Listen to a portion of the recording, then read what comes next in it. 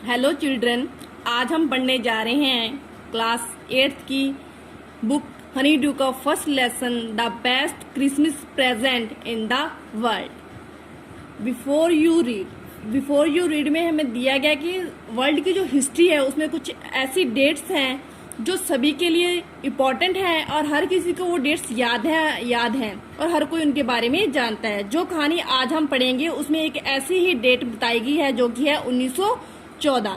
1914 को क्या हुआ था? जर्मनी और ब्रिटेन के बीच पहला विश्व युद्ध यानी कि वर्ल्ड वॉर फर्स्ट लड़ा गया था। और उसके बाद डू यू नो में आपको कुछ ऐसी ही डेट्स दी गई हैं जिनका की आंसर इसी बुक के पेज नंबर 23 पर आप लोगों को मिल जाएगा। अब हम कहानी पढ़ने जाकर फर्स्ट पार्ट पढ़ने जा रहे हैं। जो कहानी है वो एक हमें राइटर बता रहा है कि वो उसको एक रोल टॉप डेस्क चाहिए था और वो रोल टॉप डेस्क लेने के लिए मार्केट में जाता है। I spotted it in a junk shop in Bridport a roll top desk. Spotted का मतलब होता है मिला या देखा। जंक शॉप मीन्स कबाड़ी की दुकान। ब्रिडपॉट इंग्लैंड में एक जगह का नाम है। रोल टॉप डेस्क है समथिंग लाइक एक टेबल जो कि लगभग मेज की तरह ही होता है और उसके अंदर 3 ड्रॉर्स होते हैं। मैंने इसे ब्रिडपॉट में एक कबाड़ी की दुकान पर देखा। A roll top desk. The man said it was early 19th century. आदमी ने कहा कि यह 19वीं शताब्दी का है। एंड ओक और ओक की लकड़ी से बना है। I had wanted one. लेखक को नरेटर को भी एक चाहिए था।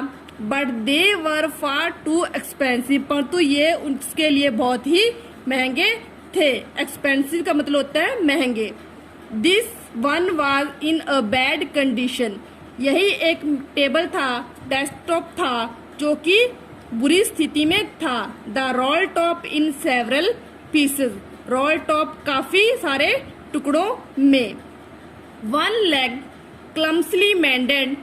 क्लम्सली का मतलब होता है किसी तरीके से। मेंडेड मीने ठीक किया हुआ या रिपेयर किया गया। इस रोल टॉप डेस्क की जो एक टांग थी उसको किसी तरीके से ठीक किया गया था। Scratch marks all down one side. और इसकी एक साइड थी उसके ऊपर जलने के निशान थे।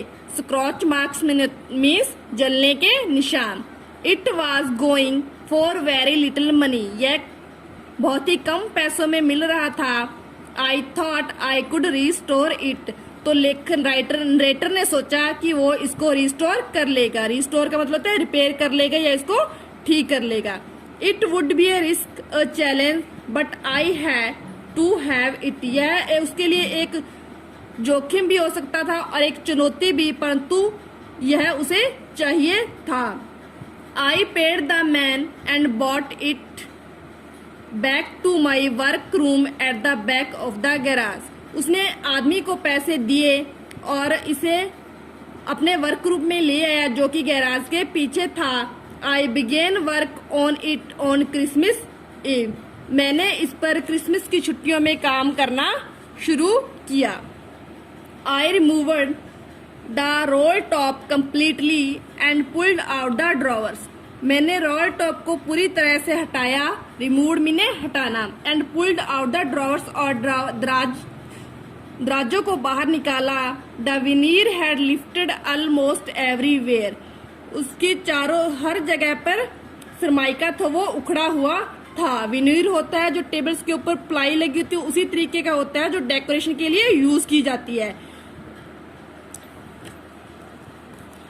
It looked like water damage to me. मुझे ऐसा लग रहा था कि इसको यह जो सरमाइका है विनीर है वो पानी की वजह से उखड़ा था। Both fire and water had clearly taken their toll on this desk. पानी और आग दोनों ने इस रोल टॉप डेस्क को खराब करने के लिए अपना काम किया था। टेकन दियर टोल्स मीन अपना अपना काम करना। The last drawer was stuck fast. जो आखिरी जो ड्रॉवर था वो काफी टाइटली लगा हुआ था। I tried all I could to ease it out gently. मैंने बहुत कोशिश की कि मैं इसको आसानी से निकाल सकता। In the and I used brute force, और अंत में मैंने अपनी मजबूत ताकत का उपयोग किया। ब्रूट फोर्स मतलब होता है पूरी शक्ति से किसी चीज को मारना। I struck it sharply with the side of my fist and the drawer flew open to reveal a shallow space underneath a secret drawer. अंत में मैंने अपने मुट्ठी की एक साइड से इसके ऊपर मारा एंड जो ड्रॉवर था वो थोड़ा सा खुला और उसने एक शैलो स्पेस दिखाया। रिवील मैंने दिखाना या शो करना, शैलो स्पेस मैंने उभरा हुआ स्थान, अंडरनीथ अ सीक्रेट ड्रॉवर जिसके अंदर एक सीक्रेट ड्रॉवर था। There was something in there, और उसके अंदर कुछ था। I reached in and took out a small black tin box. मैंने इसके अंदर हाथ डाला और एक ब्लैक कलर का एक टीन का छोटा सा बॉक्स निकाला।